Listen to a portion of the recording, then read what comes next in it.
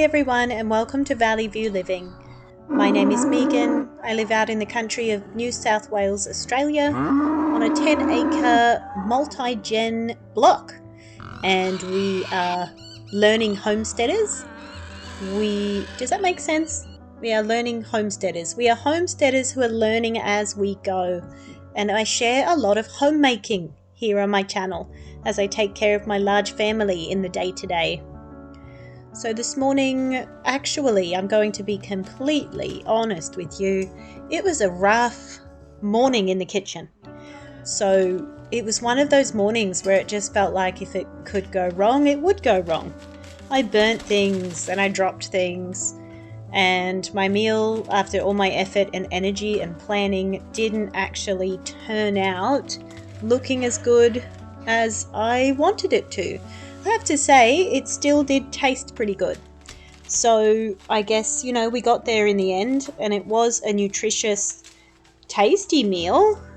It just felt like the usual flow wasn't there today. I had to battle against it a bit and just push to get things done. There were many interruptions in between every little thing that was getting done. So grumpy toddlers and grumpy preschoolers and grumpy school-age children too. But anyway, we got it done. We got there in the end. So I'm going to share with you today the banana bread that I made. You will see when I finally pull these bananas away from the bench to mash them up. They were black, totally black and overripe. Perfect for banana bread. So we've been receiving at least 1 kilogram, maybe 2 kilos of bananas every week in our organic fruit box, and I certainly do not want to waste these. So as soon as they are getting overripe on the bench top there, I really want to use them in some kind of baking or some recipe. Now I would like to slice them up and freeze them as well. I think what holds me back from that is the impractical nature of the storage that I have for storing sliced bananas. So I try to use glass as much as possible, or stainless steel, and I just feel like if I'm slicing these bananas and putting them in the freezer in glass or stainless steel, it might be really difficult to get them out of that container again. So I have to be creative and have a think about that. If you have any ideas, please let me know. Maybe I could line some glass with baking paper, and that would stop it from sticking and make it easier to retrieve that sliced banana once it's frozen. Yeah, I might try that. And sliced banana that is frozen comes in very handy here for many recipes. Things I'm not making as often now in the winter months, and that's why we have a buildup of bananas, because we're not making smoothies as often. We're not making our fruit whip, which is on the daily in summer and on the hot days. And I actually haven't had a green smoothie probably since last time I filmed it for you, which must be weeks ago. It's just not something I feel drawn to in winter. I find them really refreshing and nourishing, and they give me such an energy boost in the warmer months, absolutely. But now in winter, I find myself reaching for the cacao and the creamy milk and some maple syrup, and I'm starting the day with a big pot of hot chocolate for the family first thing. So those are the drinks I'm going for, hot herbal teas, or a freshly squeezed lemon and a big teaspoon of honey in a cup of just boiled water. That is really delicious as well, and I know that is such an immune booster that I love keeping a big basket of lemons on the bench whenever possible. Doesn't it just feel perfect the way that nature provides us with these vitamin C rich citrus fruits right now at the peak of when everybody is coughing and sneezing and not feeling that great? We can reach for the citrus, if we're lucky, from our own trees. But otherwise, there are neighbors or friends or other people in the community are certainly trying to offload citrus fruit at this time of year.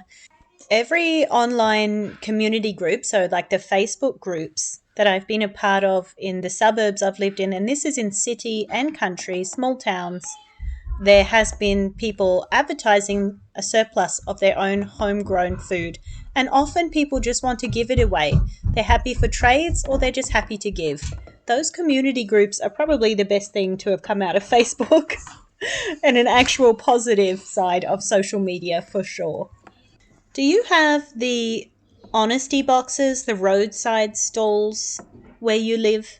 So that's where people will just have out a little homemade stall usually, and they'll put their extra produce, and they just charge wonderful prices most of the time. I remember living in southern Tasmania.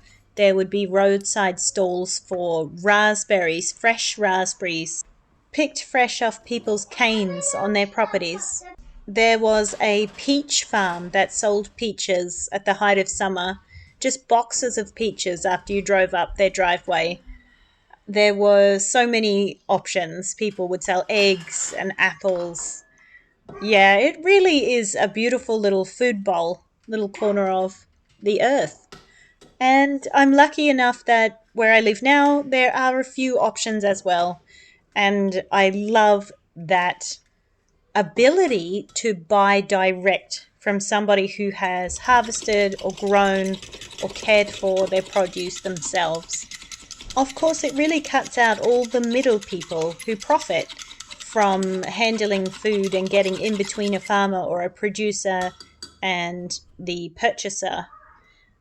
And of course, the seller that way doesn't have to worry so much about imposing a lot of tax and a lot of costs, and they get the best price too. There are so many people all around Australia who want a food production system and a food bartering system outside of the supermarkets, outside of the big giants who control so much of our food sales. So many people who want to step out of this. Food swap groups and, all that kind of thing, seed libraries, farmers markets, and roadside stalls, which was what got me going on this rant in the first place. So, for our main meal today, I am going to make a meatloaf. Now, I was a bit torn on making meatloaf, and I was torn on sharing it here too, because it's just not the prettiest of dishes, really. And it didn't turn out looking all that pretty, but it was tasty, and it was definitely filling, and it really was good homemade food. I've just gotten a kilogram. Did I go with 2 kilos? I think I used 2 kilograms just to make sure I could feed everybody and have some leftovers today. But generally, I think for a smaller family, 1 kilo would be just fine. And instead of the breadcrumbs in this one, I am using almond meal. So I added 1 cup of almond meal to 2 kilos of beef mince. And really, I have just gone through the cupboards and had a look at the spices I have in stock, checked the fridge for things that would be tasty in this context. So I've rustled up some sauces. We've got some tomato sauce there and that reduced sugar barbecue sauce that my kids love. I put some tamari in there, sea salt, of course, and then I've used both of the mingle seasonings that I have in stock at the moment. These ones are at half price at the moment at the supermarkets. So I've put both taco seasoning and Greek seasoning into this one. I put in a few eggs as well. I think it was 2 eggs to 1 kilogram of beef mince was the ratio. So I went ahead and put 4 in, and that did work. The 4 eggs plus the cup of almond meal did make sure that the meatloaf was moist. It did not dry out. And I have to say, with seasonings, go heavy. You want more rather than less.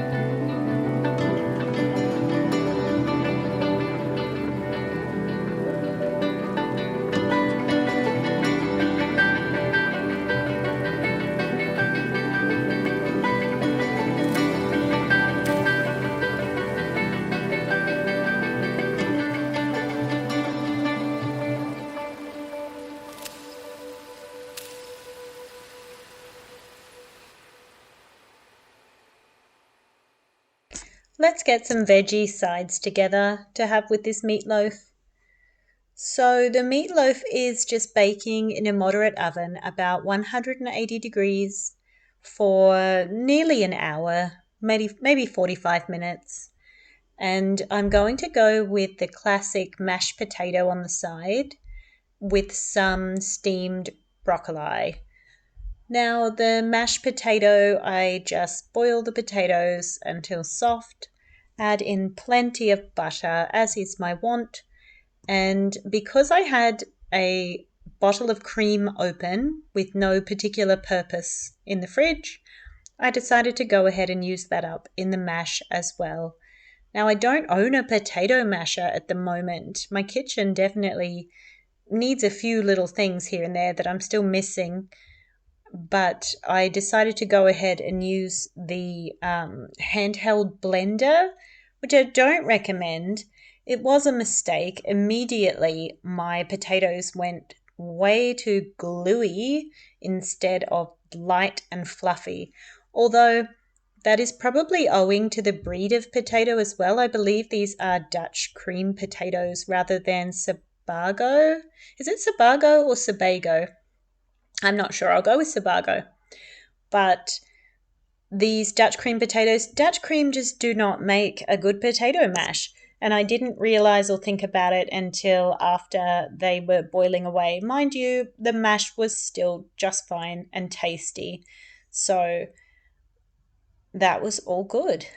Now I've just had some chicken broth bubbling on the stove. I had that simmering yesterday through the day.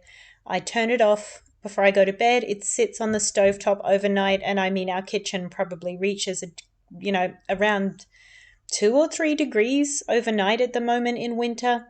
So it's perfectly fine sitting out there.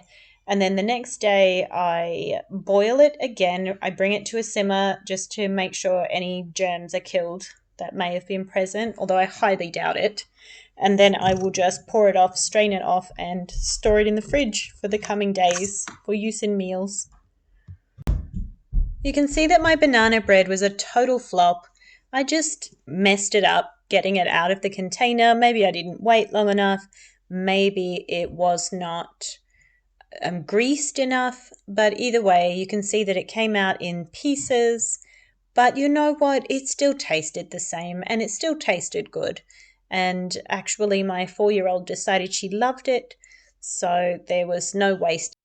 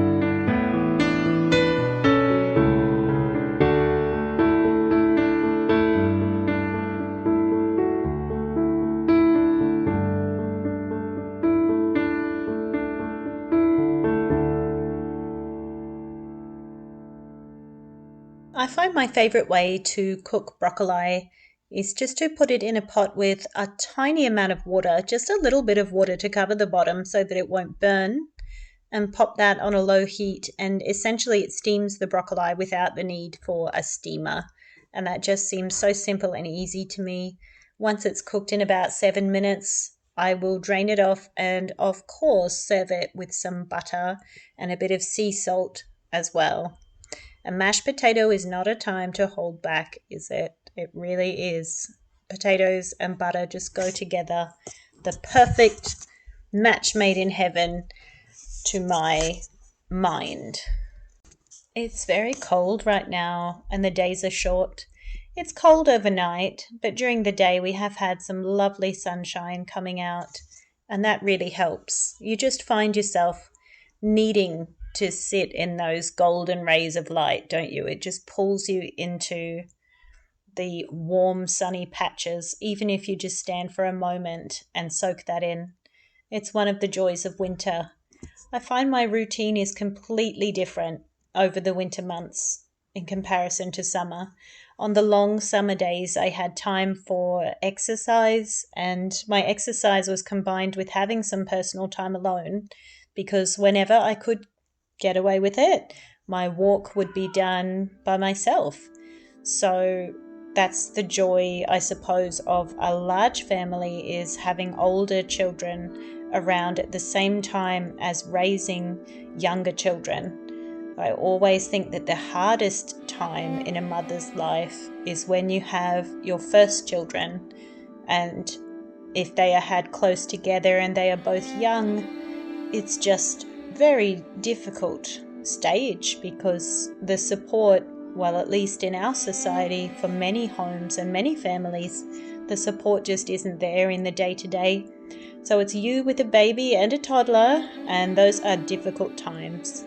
But later on for me, as I've had teens in the house as well, they're pretty happy to mind and hang out with their younger siblings so that I can get a walk in during the day, and they know that helps mum. But during the winter months, it all just falls to the wayside. There's not enough hours in the day to go for a walk, except if I push myself in the evening, and the evening is about 4:30 or 5 in the afternoon, just to go out and make sure I get that fleeting sunshine and fresh air at least after a day inside.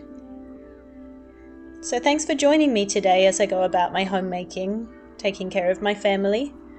I've enjoyed your company, and if you have enjoyed my content, please feel free to like or comment or subscribe, and I will see you next time. Bye!